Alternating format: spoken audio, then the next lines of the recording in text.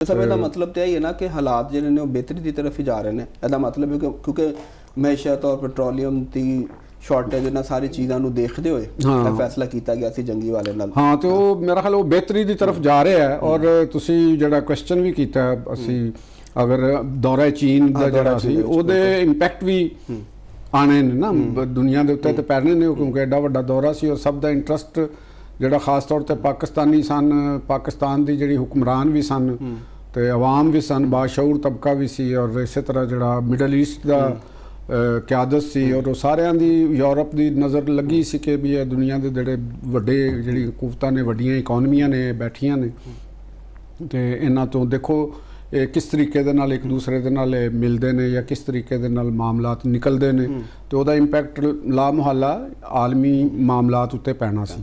ਤੇ ਜਿਹੜਾ ਮੇਰਾ ਇਸ ਸਾਰੀ ਅਗਰ ਅਸੀਂ ਇਹਨੂੰ ਦੇਖਦੇ ਹਾਂ, ਇਹਨਾਂ ਦੀ ਦੋਨਾਂ ਕਿਆਦਤਾਂ ਦੀ ਬਾਡੀ ਲੈਂਗੁਏਜ ਵੀ ਮੈਨੂੰ ਖਾਸੀ ਇੱਕ ਦੂਸਰੇ ਦੇ ਵਾਸਤੇ ਨਾ ਬਾਡੀ ਲੈਂਗੁਏਜ ਇਹਨਾਂ ਦੀ ਇਸ ਲੈਵਲ ਦੇ ਉੱਤੇ ਜਿਹੜੀ ਨਜ਼ਰ ਆਉਂਦੀ ਹੈ, ਕੋਆਰਡੀਅਲ ਨਜ਼ਰ ਆਈ। ਹਾਂ, ਉਹ ਬਿਹਤਰ ਨਜ਼ਰ ਆਈ ਇੱਕ ਦੂਸਰੇ ਦੇ ਨਾਲ। ਮਤਲਬ ਕਿ ਨਾ ਉਹਨਾਂ ਨੇ ਇਹੋ ਜਿਹਾ ਜੈਸਚਰ ਨਹੀਂ ਦਿੱਤਾ ਕਿ ਅਸੀਂ ਕੋਈ ਸਾਡੀ ਕੋਈ ਥੋੜਾ ਜਿਹਾ ਇੱਕ ਦੂਸਰੇ ਤੋਂ ਅਸੀਂ ਰਿਜ਼ਰਵ ਰਹਿ ਰਹੇ ਹਾਂ ਜਾਂ ਅਸੀਂ ਇੱਕ ਦੂਸਰੇ ਤੋਂ ਅਲੱਗ ਕਰ ਰਹੇ ਹਾਂ ਜਾਂ ਸਰਦਮਿਓਰੀ ਦਾ ਕੋਈ ਤਾਸੁਰ ਪੈਦਾ ਹੋ ਰਿਹਾ ਹੋਵੇ ਜਾਂ ਔਰ ਉਹ ਦੇਖੋ ਉਹਨਾਂ ਨੇ ਤੇ ਮੈਂ ਕਹਿੰਦਾ ਕਿ ਉਹਨਾਂ ਨੇ ਸੈਲੀਬ੍ਰੇਸ਼ਨ ਕੀਤੀ ਹੈ, ਯਾਨੀ ਇਹ ਦੁਨੀਆ ਨੂੰ ਜੈਸਚਰ ਦਿੱਤਾ ਉਹਨਾਂ ਨੇ ਕਿ ਦੁਨੀਆ ਦੀਆਂ ਦੋ ਵੱਡੀਆਂ ਇਕੋਨਮੀਜ਼ ਜਿਹੜੀਆਂ ਇਹ ਬੁਨਿਆਦੀ ਤੌਰ ਤੇ ਮੈਂ ਇਕੋਨਮੀ ਦਾ ਲਫ਼ਜ਼ ਇਸ ਵਾਸਤੇ ਇਸਤੇਮਾਲ ਕਰ ਰਿਹਾ ਕਿ ਇਹ ਚੀਨ ਔਰ ਅਮਰੀਕਾ ਦੁਨੀਆ ਦੀਆਂ ਵਾਰ ਪਾਵਰ ਦੇ ਹਵਾਲੇ ਨਾਲ ਨਹੀਂ ਸੀ ਮਿਲ ਰਹੇ।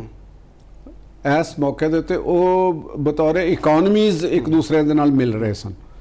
ਕੁਝ ਲੋਕਾਂ ਦਾ ਸ਼ਾਇਦ ਖਿਆਲ ਸੀ ਕਿ ਉਹ ਇੱਕ ਵਾਰ ਪਾਵਰ ਦੇ ਤੌਰ ਤੇ ਮਿਲ ਰਹੀਆਂ ਨੇ, ਜਿਨ੍ਹਾਂ ਦੇ ਝੋਲੀ ਦੇ ਵਿੱਚ ਜੰਗ ਤੇ ਕਨਫਲਿਕਟਸ ਨੇ ਉਹਨਾਂ ਦੇ ਉੱਤੇ। ਲੇਕਿਨ ਖਿਆਲ ਕੀਤਾ ਜਾ ਸੀ ਕਿ ਪਹਿਲੇ ਵੈਨਜ਼ੁਏਲਾ ਵਾਲਾ ਮਾਮਲਾ ਵੀ ਸੀ, ਈਰਾਨ ਦਾ ਮਾਮਲਾ ਵੀ ਜਿਹੜਾ ਹੋਇਆ, ਔਰ ਖਿਆਲ ਤੇ ਕੀਤਾ ਜਾ ਰਿਹਾ ਸੀ ਕਿ ਇਹਦੇ ਚ ਅਹਿਮ ਜਿਹੜੀ ਸਭ ਤੋਂ ਚੀਜ਼ ਹੋਏਗੀ ਉਹ ਆਬਨੇ ਹੁਰਮਤ ਔਰ ਈਰਾਨ ਦੇ ਹਵਾਲੇ ਨਾਲ ਹੀ, ਤੇ ਕੋਈ ਟਫ ਕੋਈ ਚਾਈਨਾ ਮੌਕਫ ਅਖਤਿਆਰ ਕਰੇਗਾ ਜਾਂ ਕੋਈ ਧਮਕੀ ਦੇਗਾ। ਸਾਡੇ ਲੋਕਾਂ ਦਾ ਤੇ ਇਹੋ ਹੀ ਖਿਆਲ ਸੀ ਨਾ, ਸਾਡੇ ਇੱਥੇ ਇੰਤਜ਼ਾਰ ਕਰ ਰਹੇ ਸਨ ਕੁਝ ਜਿਹੜੇ ਤਜ਼ੀਆਕਾਰ ਵੀ ਸਨ ਕਿ ਉਹ ਜਿਨ੍ਹਾਂ ਨੂੰ ਚੜਿਆ ਹੁੰਦਾ ਨਾ ਬੁਖਾਰ ਵੀ, ਅਕਸਰ ਅਮਰੀਕਾ ਦਾ ਵੀ ਬੁਖਾਰ ਚੜਿਆ ਹੁੰਦਾ ਔਰ ਦੂਸਰਿਆਂ ਦਾ ਵੀ, ਤੇ ਕੁਝ ਈਰਾਨ ਦੇ ਹਵਾਲੇ ਨਾਲ ਵੀ ਜਜ਼ਬਾਤ ਦਾ ਗਲਬਾ ਜ਼ਿਆਦਾ ਹੁੰਦਾ, ਤੇ ਉਹਨਾਂ ਦਾ ਖਿਆਲ ਸੀ ਕਿ ਸ਼ੀ ਜਿਨਪਿੰਗ ਜਿਹੜੇ ਨੇ ਨਾ ਉਹ 2-3 ਮੁੱਕੇ ਮਾਰਨਗੇ ਸਦਰ ਟਰੰਪ ਦੇ ਮੂੰਹ ਦੇ ਉੱਤੇ ਜਾਂ ਚਪੇੜਾਂ ਉਹਨੂੰ ਕਰਵਾਉਣਗੇ ਤੇ ਉਹਨੂੰ ਕਹਿਣਗੇ ਤੂੰ ਬੰਦੇ ਦਾ ਪੁੱਤਰ ਬਣ ਜਾ, ਨਹੀਂ ਤੇ ਫਿਰ ਤੈਨੂੰ ਇੱਥੋਂ ਜਾਣ ਨਹੀਂ ਦੇਣਾ ਤੇ ਮਾਫੀ ਮੰਗ ਉਹਨੇ। ਉਹਨਾਂ ਦਾ ਖਿਆਲ ਐਂ ਦਾ ਸੀ। ਤੇ ਇਸ ਤਰ੍ਹਾਂ ਕੁਝ ਇਹ ਵੀ ਕਿਹਾ ਜਾ ਰਿਹਾ ਸੀ ਕਿ ਜੀ ਜਿਹੜਾ ਅਮਰੀਕਨ ਪ੍ਰੈਜ਼ੀਡੈਂਟ ਦਾ ਦੌਰਾ ਚੀਨ ਹੈ ਤੇ ਉਹਦੇ ਤੋਂ ਪਹਿਲੇ ਈਰਾਨ ਦਾ ਮਾਮਲਾ ਉਹ ਵੀ ਹੱਲ ਕਰਨਾ ਚਾਹੁੰਦੇ ਨੇ, ਪ੍ਰੈਜ਼ੀਡੈਂਟ ਚਾਹੁੰਦੇ ਨੇ ਕੋਈ ਹੱਲ ਕਰਕੇ ਫਿਰ ਉੱਥੇ ਜਾਇਆ ਜਾਏ। ਦੇਖੋ ਈਰਾਨ ਦਾ ਮਾਮਲਾ ਉਸ ਦਿਨ ਹੀ ਹੱਲ ਹੋ ਗਿਆ ਸੀ ਜਾਂ ਮਾਮਲਾ ਠੰਡੇ ਪੈ ਗਏ ਸਨ। ਇੱਕ ਚੀਜ਼ ਨੂੰ ਹਮੇਸ਼ਾ ਯਾਦ ਰੱਖੋ, ਜਿਸ ਦਿਨ ਈਰਾਨ ਦੀ ਕਿਆਦਤ ਪਾਕਿਸਤਾਨ ਆ ਗਈ ਸੀ ਔਰ ਅਮਰੀਕਾ ਦੇ ਵਾਈਸ ਪ੍ਰੈਜ਼ੀਡੈਂਟ ਪਾਕਿਸਤਾਨ ਦੇ ਤਸ਼ਰੀਫ ਲੈ ਆਏ ਸੀ, ਉਸ ਦਿਨ ਸਮਝ ਲਓ ਕਿ ਉਹ ਬ੍ਰੇਕ ਥਰੂ ਸੀ ਐਡਾ ਵੱਡਾ। ਤੁਸੀਂ ਦੇਖ ਲਓ ਕਿ ਉਸ ਤੋਂ ਬਾਅਦ ਜੰਗ ਨਹੀਂ ਹੋਈ। ਦੇਖੋ ਇੱਕ ਮੁਲਕ ਐਸਾ ਜਿਹਦੇ ਉੱਤੇ ਹਮਲੇ ਹੋ ਰਹੇ ਨੇ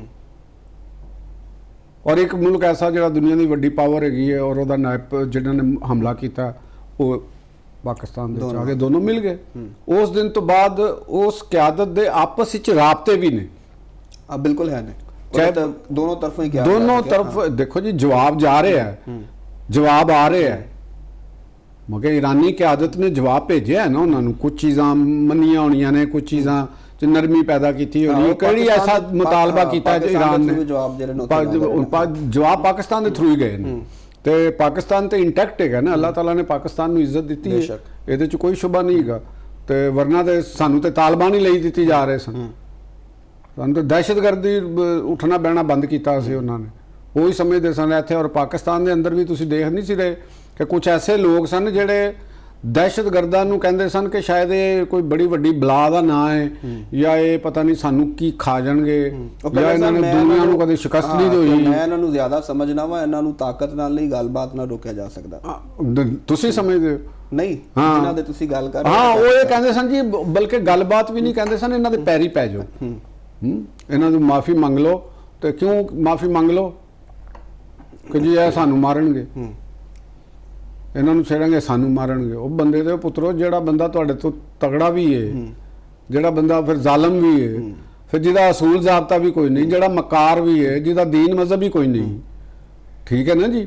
ਤੇ ਉਹ ਬੰਦੇ ਦੇ ਕੋਲੋਂ ਤੁਸੀਂ ਜਿੰਨੀਆਂ ਮਰਜ਼ੀ ਮਾਫੀਆਂ ਮੰਗਦੇ ਰਹੋ, ਉਹਨੂੰ ਜਿੰਨੀਆਂ ਮਰਜ਼ੀ ਰੋਟੀਆਂ ਖਵਾਉਂਦੇ ਰਹੋ, ਉਹਦਾ ਨਾ ਉਹਨੇ ਤੁਹਾਡਾ ਇਹਸਾਨ ਸਮਝਣਾ, ਨਾ ਉਹਨੇ ਤੁਹਾਡੇ ਇਸ਼ਾਰ ਨੂੰ ਇਸ਼ਾਰ ਸਮਝਣਾ। ਸਹੀ, ਠੀਕ ਹੈ ਨਾ। ਉਹਦੀ ਸ਼ਿਰਸਤ ਹੀ ਨਹੀਂ ਇਸ ਤਰ੍ਹਾਂ ਦੀ ਹੈਗੀ, ਠੀਕ ਹੈ ਨਾ। ਜਿਹੜਾ ਸੱਪ ਹੈ, ਉਹ ਮਿਸਾਲ ਹੈ ਪੰਜਾਬੀ ਦੀ ਕਿ ਸੱਪਾਂ ਦੇ ਪੁੱਤਰ ਮਿੱਤਰ ਨਹੀਂ ਬਣਦੇ, ਤੇ ਭਾਵੇਂ ਚੂਲੀਆਂ ਦੁੱਧ ਪਿਆਈਏ। ਉਹ ਮਿਸਾਲ ਕਿਉਂ ਬਣਾਈ ਹੈ? ਜਿਹੜੀ ਸਿਆਣਿਆਂ ਦੀਆਂ ਗੱਲਾਂ, ਉਹ ਘਿਓ ਦੀਆਂ ਨਾਲਾਂ ਕਹਿੰਦੇ ਨੇ ਉਹਨਾਂ ਨੂੰ। ਬਿਲਕੁਲ, ਸਿਆਣਿਆਂ ਦੀਆਂ ਗਾਲਾਂ ਤੇ ਘਿਓ ਦੀਆਂ ਨਾਲਾਂ, ਇਹ ਕੀ ਹੈਗੀ ਹੈ? ਅਸਲ ਮਿਸਾਲ ਕੀ ਹੈ? ਅਸਲ ਮਿਸਾਲ ਹੈ ਮਾਪਿਆਂ ਤੇ ਬਣੀ ਹੋਈ, ਕਿ ਮਾਂ ਬਾਪ ਤੁਹਾਨੂੰ ਜਿਹੜੇ ਗਾਲਾਂ ਵੀ ਕੱਢਦੇ ਨੇ ਨਾ, ਉਹ ਕਹਿੰਦੇ ਨੇ ਮਾਪਿਆਂ ਦੀਆਂ ਗਾਲਾਂ ਤੇ ਘਿਓ ਦੀਆਂ ਨਾਲਾਂ। ਉਹਦੀ ਇਹ ਸਾਡੇ ਮਿਸਾਲ ਹੈ ਕਿ ਮਾਂ ਬਾਪ ਤੁਹਾਨੂੰ ਗਾਲਾਂ ਵੀ ਕੱਢਣ ਨਾ, ਤੇ ਉਹ ਤੁਹਾਨੂੰ ਬਦਦੁਆਵਾਂ ਵੀ ਦੇਣ ਨੂੰ ਲੱਗਦੀਆਂ ਨੇ। ਮਾਂ ਬਾਪ ਦੀ ਕਦੇ ਬਦਦੁਆ ਨਹੀਂ ਲੱਗਦੀ। ਇਹ ਇੱਕ ਵਿਜ਼ਡਮ ਦੀ ਗੱਲ ਹੈ। ਤੇ ਇਹ ਜਿਹੜੀ ਸੱਪਾਂ ਦੇ ਪੁੱਤਰ ਮਿੱਤਰ ਨਹੀਂ ਬਣਦੇ, ਤੇ ਇਹ ਵੀ ਵਿਜ਼ਡਮ, ਇਹ ਅਟਲ ਸੱਚਾਈ ਸਮਝਿਆ ਜਾਏ। ਤੇ ਜਿਹੜਾ ਦਹਿਸ਼ਤਗਰਦ, ਜਿਹੜਾ ਹੈ ਹੀ ਦਹਿਸ਼ਤਗਰਦ, ਜਿਹੜਾ ਸਫਾਕ ਕਾਤਲ ਹੈ, ਉਹ ਕਦੇ ਇਨਸਾਨ ਦਾ ਪੁੱਤਰ ਨਹੀਂ ਬਣ ਸਕਦਾ, ਕਦੇ ਅਮਨ ਨਾਲ ਨਹੀਂ ਰਹਿ ਸਕਦਾ। ਉਹਦਾ ਇਲਾਜ ਡੰਡਾ ਹੈ। ਜਦ ਤੱਕ ਤੁਸੀਂ ਉਹਨੂੰ ਉਹਦੇ ਅੰਜਾਮ ਤੱਕ ਨਹੀਂ ਪਹੁੰਚਾਉਂਦੇ, ਉਹਨੇ ਨਹੀਂ ਰੁਕਣਾ। ਠੀਕ ਹੋ ਗਿਆ ਜੀ ਗੱਲ। ਉਧਰ ਦੀ ਦੂਸਰੀ ਤਰਫ ਚਲੇ ਗਏ ਸੀ, ਈਰਾਨ ਲੈ ਆਨੇ ਆ ਤੇਜ਼ੀ ਦੇ ਨਾਲ, ਔਰ ਆਪਨੇ ਹੁਰਮਤ ਜੇ ਚੀਨ ਦੇ ਦੌਰੇ ਚੋਂ ਕੀ ਨਿਕਲਿਆ। ਹੁਣ ਤੁਸੀਂ ਸੋਚੋ ਕਿ ਈਰਾਨ ਵਾਸਤੇ ਇਹਦੇ ਚ ਕੀ ਭਲਾਈ ਨਿਕਲੀ। ਉਹਨਾਂ ਨੇ ਤੇ ਆਪਣੇ ਮਾਮਲਾ ਸੈੱਟ ਕਰ ਲਏ ਨੇ, ਉਹ ਇੱਕ ਦੂਸਰੇ ਨਾਲ ਬੈਠੇ ਨੇ। ਈਰਾਨ ਦਾ ਮਾਮਲਾ ਤੀਸਰੇ ਦਰਜੇ ਤੇ ਡਿਸਕਾ, ਉਹ ਵੀ ਚੀਨ ਨੇ ਕਿਹਾ ਜੀ ਹਾਂ ਉਹਦੇ ਚ ਆਪ ਨਾ ਹੁਰਮਤ ਖੁੱਲਣੀ ਚਾਹੀਦੀ, ਵੀ ਇਹ ਤੇ ਸਾਰੇ ਹੀ ਕਹਿੰਦੇ ਨੇ ਖੁੱਲਣੀ ਚਾਹੀਦੀ, ਫੌਰੀ ਤੇ ਜਾਮੇ, ਇਹ ਤੇ ਈਰਾਨੀ ਖੁਦ ਵੀ ਕਹਿੰਦੇ ਨੇ। ਮਤਲਬ ਕਿ ਦੇਖੋ ਨਾ ਕਿ ਈਰਾਨੀ ਕਿਆਦਤ ਖੁਦ ਵੀ ਕਹਿੰਦੀ ਹੈ ਕਿ ਖੁੱਲਣਾ ਚਾਹੀਦਾ।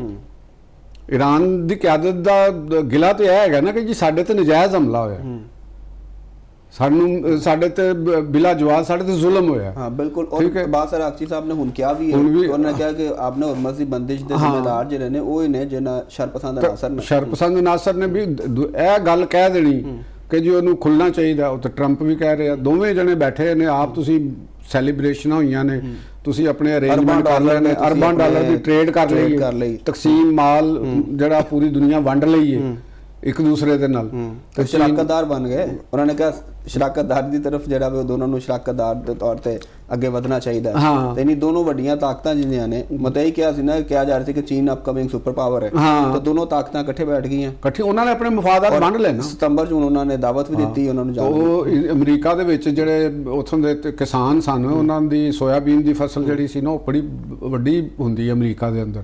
ਹਾਂ ਬਿਲਕੁਲ। ਤੇ ਚੀਨ ਸਭ ਤੋਂ ਵੱਡਾ ਉਹਨਾਂ ਦਾ ਇੰਪੋਰਟਰ ਹੈਗਾ। ਸਹੀ। ਚੀਨ ਅਮਰੀਕਨ ਸੋਇਆਬੀਨ ਦਾ ਸਭ ਤੋਂ ਵੱਡਾ ਇੰਪੋਰਟਰ ਹੈਗਾ। ਸਹੀ, ਠੀਕ ਹੈ ਨਾ। ਤੇ ਚੀਨ ਨੇ ਕਿਹਾ ਸੀ ਮੈਂ ਨਹੀਂ ਲੈਣੀ ਤੁਹਾਡੇ ਕੋਲੋਂ, ਫਿਰ ਪਈ ਤੇ ਉਹਨਾਂ ਦੇ ਬੜਾ ਮਸਲਾ ਸੀ, ਤੇ ਚੀਨ ਨੇ ਕਿਹਾ ਜੀ ਅਸੀਂ ਲੈ ਲੈਂਦੇ ਹਾਂ। ਤੇ ਚੀਨ ਨੇ ਉਹਨਾਂ ਦੇ ਬੋਇੰਗ ਤੇ ਵੀ ਨਾਲ ਲੈਣ ਦਾ ਵਾਅਦਾ ਕੀਤਾ। ਜਿਹੜੀ ਮੈਂ ਗੱਲ ਕਹੀ ਸੀ ਕਿ ਇਸ ਮੁਜ਼ਾਕਰਾਤ ਦੇ ਵਿੱਚ ਜਾਂ ਇਹ ਜਿਹੜੇ ਬੈਠੇ ਨੇ ਆਪਸ ਵਿੱਚ, ਤੇ ਚੀਨ ਦੇਖਣਾ ਤੇ ਹੈਗਾ ਕਿ ਅਮਰੀਕਾ ਨੂੰ ਕੀ ਦਿੰਦਾ ਤੇ ਅਮਰੀਕਾ ਦੇ ਕੋਲੋਂ ਚੀਨ ਕੀ ਲੈਂਦਾ। ਉਹਨਾਂ ਨੇ ਆਪਣੀਆਂ ਉਹਨਾਂ ਦੇ ਉੱਤੇ ਡਿਊਟੀਆਂ ਵੀ ਘੱਟ ਕਰਨ ਦਾ ਕਿਹਾ, ਉਹਨਾਂ ਦੀਆਂ ਕੰਪਨੀਆਂ ਦੇ ਉੱਤੇ ਪਾਬੰਦੀਆਂ ਖਤਮ ਕਰਨ ਦਾ ਵੀ ਕਿਹਾ, ਟੈਰਿਫ ਦੇ ਮਾਮਲਾਤ ਉੱਤੇ ਵੀ ਕਿਹਾ। ਤੇ ਅਮਰੀਕਾ ਦੇ ਵਫਦ ਵਿੱਚ ਦੇਖੋ ਨਾ, ਜੇ ਐਲੋਨ ਮਸਕ ਟੈਸਲਾ ਦੇ ਮਾਲਕਾਨ ਉਹ ਗਏ ਸਨ, ਤੇ ਐਪਲ ਦੇ ਜਿਹੜੇ ਸਨ ਉਹ ਗਏ ਸਨ। ਪੂਰਾ ਬਿਜ਼ਨਸ ਪੂਰਾ ਉਹਨਾਂ ਦੀ ਜਿਹੜੀ ਪੂਰਾ ਵੱਡੀ ਬਿਜ਼ਨਸ ਜਿਹੜੀ ਕਲਾਸ ਹੈ ਉਹਨਾਂ ਦੀ, ਉਹਨਾਂ ਦੇ ਵੱਡੇ ਲੋਕ ਸਨ, ਉਹ ਸਾਰੇ ਉੱਥੇ ਪਹੁੰਚੇ ਸਨ। ਤੇ ਇਹ ਚਾਈਨੀਜ਼ ਨੂੰ ਨਜ਼ਰ ਆ ਰਿਹਾ ਸੀ ਕਿ ਯਾਰ ਐਡਾ ਵੱਡਾ ਦੁਨੀਆ ਦੇ ਇਹਨਾਂ ਤੋਂ ਬਗੈਰ ਤੇ ਚਾਈਨਾ ਵੀ ਨਹੀਂ ਨਾ ਚੱਲੇਗਾ, ਚਾਈਨਾ ਨੂੰ ਵੀ ਜ਼ਰੂਰਤ ਹੈ। ਤੇ ਜਿੰਨਾ ਚਾਈਨਾ ਵੀ ਬਹੁਤ ਵੱਡੀ ਮਾਰਕੀਟ, ਬਹੁਤ ਵੱਡੀ ਮੈਨੂਫੈਕਚਰਰ ਸਾਰੇ ਤੇ ਵੱਡੇ ਉੱਥੇ ਬੈਠੇ ਨੇ। ਚੀਪ ਲੇਬਰ ਅਮਰੀਕਨਜ਼ ਨੂੰ ਵੀ ਚਾਹੀਦੀ ਹੈ, ਉਹ ਜ਼ਰੂਰਤ ਹੈਗੀ ਹੈ। ਤੇ ਉਹਨਾਂ ਨੇ ਆਪਣਾ ਇੰਟਰਸਟ ਦੇਖਿਆ, ਔਰ ਇੱਕ ਦੂਸਰੇ ਦੇ ਨਾਲ ਉਹਨਾਂ ਨੇ ਗਲਾਸ ਨਾਲ ਜਾਮ ਟਕਰਾਏ ਨੇ। ਤੇ ਮੈਂ ਦੇਖ ਰਿਹਾ ਸੀ, ਔਰ ਇੱਕ ਕੁਝ ਸੋਚ ਵੀ ਦੇਖ ਵੀ ਰਿਹਾ ਸੀ ਕਿ ਯਾਰ ਇਹ ਜਿਹੜੇ ਗਰੀਬ ਮੁਲਕ ਨੇ, ਗਰੀਬ ਮੁਲਕਾਂ ਦੀ ਕਿਆਦਤ ਹੈ, ਕਦੇ ਮਜ਼ਹਬ ਦੇ ਨਾਂ ਤੇ ਲੜਦੇ ਪਏ ਨੇ, ਕਦੇ ਕੌਮੀਅਤ ਦੇ ਨਾਂ ਤੇ ਇੱਕ ਦੂਸਰੇ ਨੂੰ ਮਾਰ ਰਹੇ ਨੇ, ਕੋਈ ਕਬਾਇਲੀਅਤ ਦੇ ਨਾਂ ਦੇ ਉੱਤੇ ਮਾਰ ਰਹੇ ਨੇ। ਤੇ ਜਿਨ੍ਹਾਂ ਦੇ ਦਰਮਿਆਨ ਜਿਹੜੀਆਂ ਵੱਡੀ ਕੁਵਤਾਂ ਬੈਠੀਆਂ ਨੇ, ਇਹਨਾਂ ਦੇ ਦਰਮਿਆਨ ਕੋਈ ਇੱਕ ਚੀਜ਼ ਵੀ ਕਾਮਨ ਨਹੀਂ। ਠੀਕ। ਚਾਈਨਾ ਦਾ ਅਮਰੀਕਾ ਦਾ ਕਲਚਰ ਬਿਲਕੁਲ ਕਲਚਰਲ ਡਿਫਰੈਂਟ ਹੈ, ਲੈਂਗੁਏਜ ਡਿਫਰੈਂਸ ਹੈ, ਪੋਲੀਟੀਕਲ ਸਿਸਟਮ, ਮਜ਼ਹਬ, ਉਹ ਮਜ਼ਹਬ ਨੂੰ ਮੰਨਦੇ ਹੀ ਨਹੀਂ ਚਾਈਨੀਜ਼ ਜਿਹੜੇ ਨੇ। ਅਮਰੀਕਨ ਤਾਂ ਫਿਰ ਮਤਲਬ ਕਿ ਵਹਦਾਨੀਅਤ ਪ੍ਰਸਤ ਨੇ, ਦੀਨ ਦੇ ਉੱਤੇ ਵੀ ਆਪਣੇ ਦੇ ਉੱਤੇ ਕ੍ਰਿਸਚੈਨਿਟੀ ਨੂੰ ਉਹ ਮੰਨਦੇ ਨੇ, ਠੀਕ ਹੈ ਨਾ ਜੀ, ਔਰ ਦੂਸਰੇ ਮਜ਼ਾਹਬ ਦੀ ਨੂੰ ਵੀ ਉਹ ਤਸਲੀਮ ਕਰਦੇ ਨੇ, ਇਹ ਤਾਂ ਮੰਨਦੇ ਹੀ ਨਹੀਂ। ਹਾਂ, ਜੰਗ ਦੇ ਦੌਰਾਨ ਵੀ ਉਹ ਜਿਹੜੇ ਅਮਰੀਕਨ ਪ੍ਰੈਜ਼ੀਡੈਂਟਸ ਉਹਦੇ ਵਾਸਤੇ ਦੁਆਵਾਂ ਨਹੀਂ ਕਰਾਈਆਂ ਸਾਰਿਆਂ ਨੇ, ਉਹਨਾਂ ਨੂੰ ਉਹ ਕਰਵਾਈਆਂ ਨੇ, ਤੇ ਚਾਈਨੀਜ਼ ਤੇ ਇਸ ਚੀਜ਼ ਨੂੰ ਨਹੀਂ ਕਰਦੇ, ਤੇ ਸਿਰਫ ਕੀ ਮੁਫਾਦਾਤ ਕੀ ਮੁਸ਼ਤਰਕਾ ਨੇ, ਰੋਕੜਾ, ਪੈਸਾ, ਦੌਲਤ, ਟ੍ਰੇਡ, ਮੰਡੀ, ਜਿਹੜੀ ਰੈਸ਼ਨਲ ਥਿੰਕਿੰਗ ਹੈ। ਦੇਖੋ ਮੁਲਕਾਂ ਦੀ ਕਿਆਦਤਾਂ ਐਵੇਂ ਨਹੀਂ ਹੁੰਦੀਆਂ। ਉਹ ਯਾਦ ਆ ਗਿਆ ਕਿ ਬਾਪ ਬੜਾ ਨਾ ਭਈਆ ਸਭ ਤੋਂ ਬੜਾ ਰੁਪਈਆ, ਤੇ ਇਹ ਤੇ ਅਗਰ ਤੁਸੀਂ if you are living with the capitalist economy ਤਾਂ ਫਿਰ ਤੇ ਬਿਲਕੁਲ ਠੀਕ ਹੈ। ਇਹ ਕੈਪੀਟਲਿਸਟ ਇਕਨੋਮੀ ਦੇ ਇਹ ਮੁਹਾਵਰੇ ਨੇ ਕਿ ਮਾਂ-ਬਾਪ ਤੋਂ ਵੀ ਵੱਡਾ ਰੁਪਈਆ ਹੈ, ਕੈਪੀਟਲਿਸਟ ਇਹੋ ਹੀ ਤੁਹਾਨੂੰ ਸਿਖਾਉਂਦਾ ਹੈ। ਅਗਰ ਤੁਸੀਂ ਸੋਸ਼ਲਿਸਟ ਸਮਾਜ ਵਿੱਚ ਲਾਈਫ ਗੁਜ਼ਾਰ ਰਹੇ ਹੋ ਤੇ ਉੱਥੇ ਇਹ ਮੁਹਾਵਰਾ ਨਹੀਂ ਹੈਗਾ, ਇਹ ਉਹਦਾ ਮੁਹਾਵਰਾ ਨਹੀਂ ਹੈਗਾ, ਠੀਕ। ਉਹਦੇ ਮੁਹਾਵਰੇ ਦੇ ਵਿੱਚ ਇੱਕ ਸੋਸ਼ਲਿਸਟ ਸਮਾਜ ਦੇ ਵਿੱਚ ਹਿਊਮਨ ਸੁਪੀਰੀਅਰ ਹੈਗਾ, ਯੈਸ, ਕੈਪੀਟਲ ਥੱਲੇ ਹੈਗਾ, ਕੈਪੀਟਲ ਨੀਡ ਹੈਗੀ, ਠੀਕ ਹੈ ਨਾ ਜੀ। ਤੇ ਇਹ ਅਗਰ ਅਸੀਂ ਕਹਿੰਦੇ ਆ ਨਾ ਕਿ when you are Liv in the Rome do as the Roman do, ਤੇ ਅਗਰ ਅਸੀਂ ਕੈਪੀਟਲਿਸਟ ਸੁਸਾਇਟੀ ਦੇ ਵਿੱਚ ਰਹਿ ਰਹੇ ਹਾਂ ਤੇ ਫਿਰ ਤੁਹਾਨੂੰ ਕੈਪੀਟਲਿਸਟ ਅਖਲਾਕੀਆਤ, ਕੈਪੀਟਲਿਸਟ ਥਿੰਕਿੰਗ ਤੇ ਕੈਪੀਟਲਿਸਟ ਵੇ ਆਫ ਲਾਈਫ ਇਹ ਇਖਤਿਆਰ ਕਰਨਾ ਪਏਗਾ। ਉਹਦੇ ਨਾਲ ਟਕਰਾ ਕੇ ਤੁਸੀਂ ਮਾਰੇ ਜਾਓ। ਇਹ ਦੁਨੀਆ ਜਿੰਨੀ ਵੀ ਅੱਜ ਤੁਸੀਂ ਕਰ ਰਹੇ ਨੇ ਮੁਲਕ ਦੇ ਵਿੱਚ, ਤੁਸੀਂ ਅਗਰ ਕੈਪੀਟਲਿਜ਼ਮ ਨੂੰ ਸਟ੍ਰੀਮ ਲਾਈਨ ਜਾਂ ਉਹਨੂੰ ਇੱਕ ਖੂਬਸੂਰਤ ਉਹਦੇ ਜ਼ਾਲਮਾਨਾਪਨ ਨੂੰ ਘਟਾਉਣ ਵਾਸਤੇ ਕੈਪੀਟਲਿਸਟ ਨੂੰ, ਉਹ democracy is the best system of the government. ਪੂਰੀ ਦੁਨੀਆ ਦੇ ਡੈਮੋਕ੍ਰੇਸੀ ਉਹਨੂੰ ਸਟ੍ਰੀਮ ਲਾਈਨ ਕਰਦੀਆਂ ਨੇ। ਨਹੀਂ, ਡੈਮੋਕ੍ਰੇਸੀ ਜਿੰਨੀ ਵੀ ਬੁਰੀ ਹੋਏਗੀ ਉਹ ਪਾਵਰ ਨੂੰ ਕਿਸੇ ਕਾਨੂੰਨ ਜ਼ਾਬਤਿਆਂ ਦੇ ਸ਼ਿਕੰਜੇ 'ਚ ਲੈ ਕੇ ਆਏਗੀ।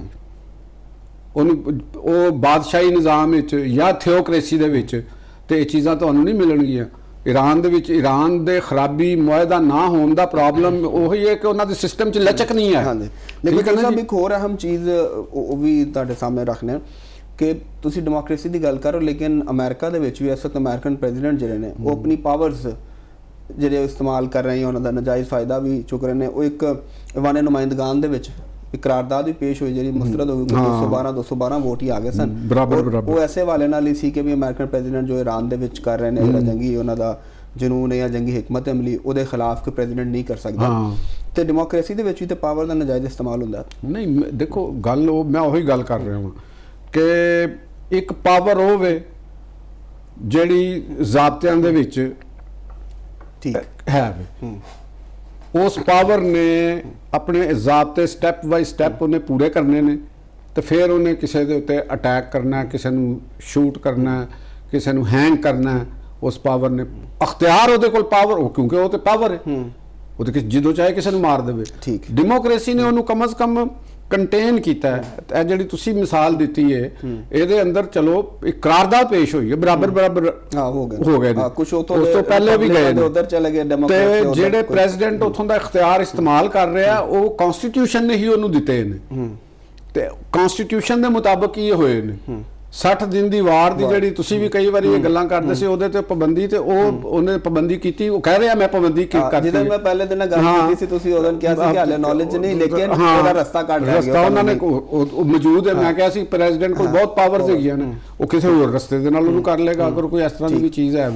ਤੇ ਇਹ ਜ਼ਰੂਰ ਹੈਗਾ ਕਿ ਡੈਮੋਕ੍ਰੇਸੀ ਜਿਹੜੀ ਹੈ ਮਾਡਰਨ, ਤੁਸੀਂ ਇਹ ਜ਼ਿਹਨ 'ਚ ਰੱਖੋ ਕਿ ਮੈਨਕਾਈਂਡ ਨੇ ਜਿਹੜਾ ਹੁਣ ਤੱਕ ਸਫ਼ਰ ਕੀਤਾ ਲੱਖੋਂ ਸਾਲ ਦਾ, ਉਹਦਾ ਸਭ ਤੋਂ ਜਿਹੜਾ ਐਡਵਾਂਸ ਦੌਰ 'ਚ ਦਾਖਲ ਹੈ, ਜਿਹੜਾ ਅੱਜ ਅਸੀਂ ਜਿਹਦੇ 'ਚ ਜ਼ਿੰਦਾ ਹਾਂ, ਠੀਕ ਹੋ ਗਿਆ, ਇਹ ਡੈਮੋਕ੍ਰੇਸੀ ਹੈ। ਇਹਦੇ ਤੋਂ ਅੱਗੇ ਦਿਨ ਬ ਦਿਨ ਬਿਹਤਰ ਆਉਂਦੀ ਜਾਏਗੀ ਸੂਰਤ ਹਾਲ। ਜਦੋਂ ਪਾਕਿਸਤਾਨ ਦੀ ਡੈਮੋਕ੍ਰੇਸੀ ਤੇ ਵੀ ਇਹਦੇ ਤੇ ਵੀ ਬਿਲਕੁਲ ਆਵਾਂਗੇ ਅਸੀਂ। ਚਲੋ ਨਾਜ਼ਰੀਨ, ਪ੍ਰੋਗਰਾਮ 'ਚ ਵਕਤ ਹੈ ਇੱਕ ਬ੍ਰੇਕ ਦਾ। ਬ੍ਰੇਕ ਤੋਂ ਬਾਅਦ ਜਦੋਂ ਵਾਪਸ ਆਵਾਂਗੇ ਤੇ ਮੁਲਕੀ ਸੂਰਤ ਹਾਲ ਉੱਤੇ ਗੱਲ ਕਰਾਂਗੇ। ਸਾਡੇ ਨਾਲ ਜੁੜੇ ਰਹੋ।